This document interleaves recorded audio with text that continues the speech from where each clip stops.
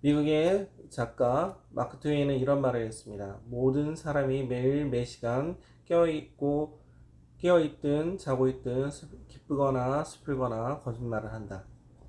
예레미야 17장 9절은 만물보다 거짓되고 심히 부패한 것은 마음이라 누가 능히 이를 알리요 라고 말합니다.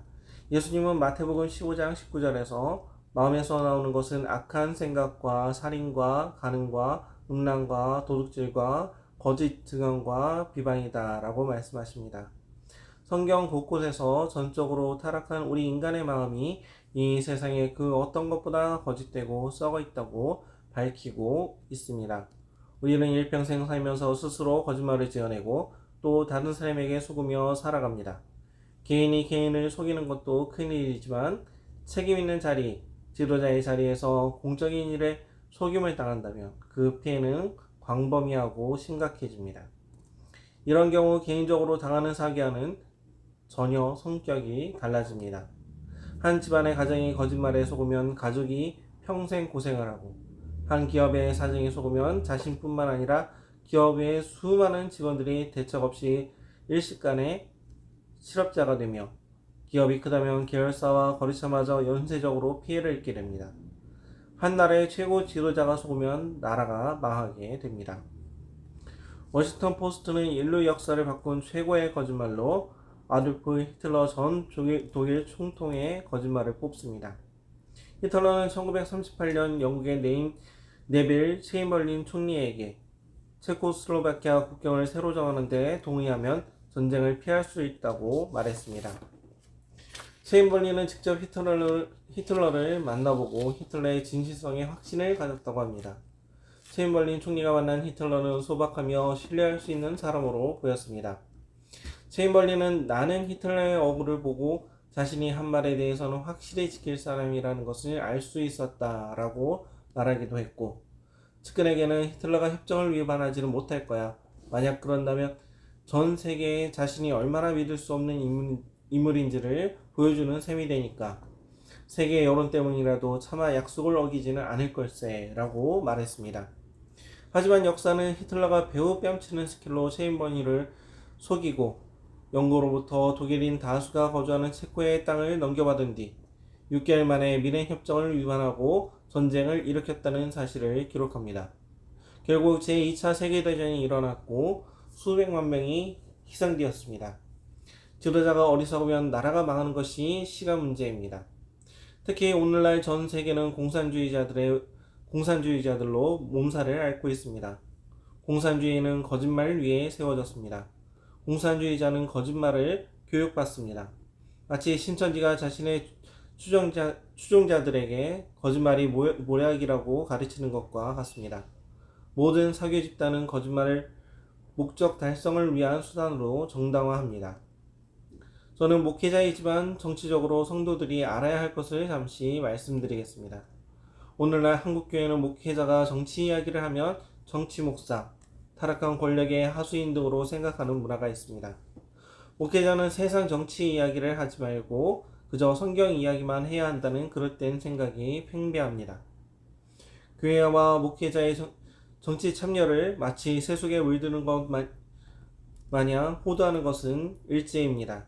일본은 신도를 식민지와 일본 본토를 통합하는 사상적 바탕이 되게 하기 위하여 식민지 조선의 신사참배를 강요합니다. 특히 일제는 신사참배가 국가를 위하는 것이며 종교와 상관없다는 궤변으로 정교 분리를 주장하여 교회가 예배 시간마다 동방요배를 드리는 신사참배에 참여하게 했습니다. 이 얼마나 교활한 짓입니까?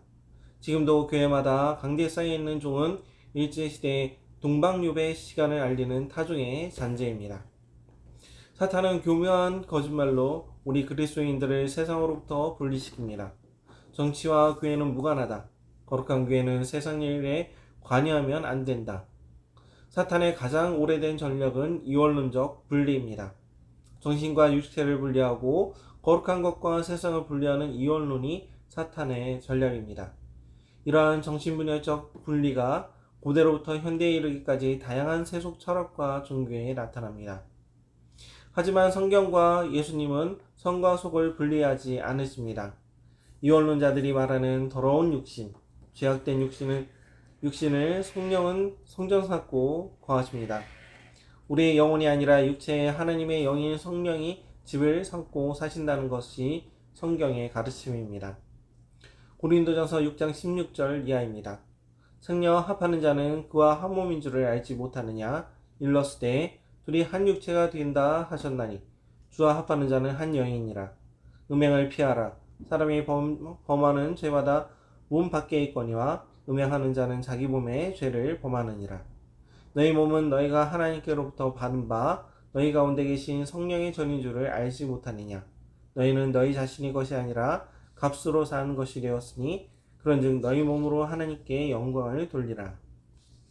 이 말씀은 오해할 여지가 없습니다. 몸, 육신으로 죄를 짓지 말아라. 너희 몸은 성령의 전이다. 너희 몸은 예수가 피값으로 산 것이다. 그러니 너희 몸으로 하나님께 영광을 돌려라. 이것이 이 말씀의 골자입니다. 예수님은 십자가에서 우리의 영혼뿐만 아니라 우리의 육체도 피값으로 사신 것입니다. 범죄로 영혼이 죽으면 몸도 따라 죽습니다. 믿음으로 영혼이 살아나면 즉 거듭나며 몸도 따라 살아나는 것입니다. 그래서 성경은 예수님의 재림 때 이 육신 썩을 것이 썩지 않을 것으로 변화된다는 육체의 부활을 말씀하십니다. 부활장이 고린도전서 15장을 읽어보십시오. 명백하게 육체의 부활을 말하고 있습니다. 사도신경의 몸이 다시 사는 것과 영원히 사는 것에서 육신, 우리의 몸이 영원히 산다는 것을 초대교회는 가르쳤습니다. 육체의 부활을 부정하는 많은 이단이 있습니다.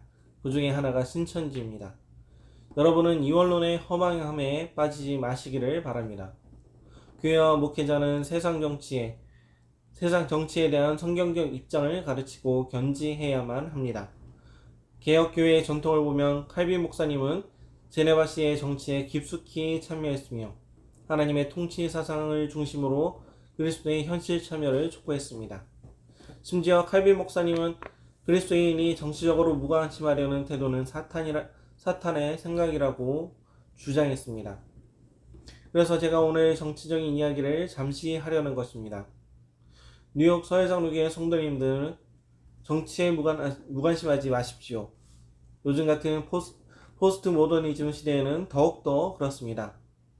한국 교회가 정치에 무관했더니 한국은 술집과 나이트클럽도 식사와 음주 가무가 허용되지만 교회만 주일 예배와 수요일 예배 이외의 모든 모임과 식사가 금지됐었습니다.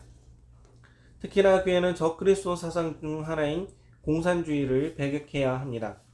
그런데 오늘날 대한민국과 전 세계는 그 중심에 불곤용의 사상인 공산주의에 물든 사람들이 포진해 있습니다. 이미 공공연하게 알려진 바와 같이 오늘날 대한민국의 핵심 세력은 다 공산주의자들입니다. 조국 심상정 등은 PD, 민주계열의 국제 코뮤니스트입니다. PD는 전 세계 모든 사회주의 국가들을 주의하는 세계 단일 정부가 필요하다고 주장하며 기존 마르크스주의보다 더 혁명적인 마르크스, 레닌, 마오쩌둥주의를 사상을 기반으로 형성되었고 미국 좌파의 글로벌리즘과 결합되어 있습니다. PD는 사회주의를 추구하며 가장 강력한 사회주의 국가인 중국을 중심으로 세상이 재편되고 돌아가야 한다고 믿고 있습니다. 반면 임종석, 우상호, 이인영, 종북주사파인 NL, 민족해방 계열입니다. NL은 민족주의를 추구하기 때문에 우리 민족끼리를 외치며 북한을 추종합니다. 이들은 고립주의를 추구하며 국제 공조보다는 자국의 국익이 우선합니다. 이들은 한반도에서 모든 외세를 몰아내고 우리 민족끼리 자력경생하여 단일민족으로 부국강병을 이루는 것을 궁극적 목표로 합니다. 그래서 반미와 미군 철수를 외치는 것입니다. 이미 코민테르는 폐기됐지만 공산당에 가입하기 위한 21개 조항에는 버젓이 거짓말로 선동을 할 것과 불법적인 방법을 사용해서라도 사유재산 제도를 폐기하고 기존 체제를 전복시킬 것을 기록하고 있습니다. 공산주의야말로 목적을 위해 모든 불법적 수단을 정당화시킨다는 거짓의 성봉입니다. 그런 공산주의자들이 대한민국의 주요 요직을 다 점거하고 있습니다. 지금이 바로 대한민국을 위하여 기도할 때입니다. 작은 실천이지만 저희 가정은 아침 저녁으로 예배를 드리면서 우리의 조국 대한민국을 위해 기도하고 있습니다. 예수님이 말씀하셨습니다. 보라, 내가 너희를 보냄이 양을 이리 가운데 보낸 것 같도다. 그러므로 너희는 뱀같이 지혜롭고 비둘기같이 순결하라.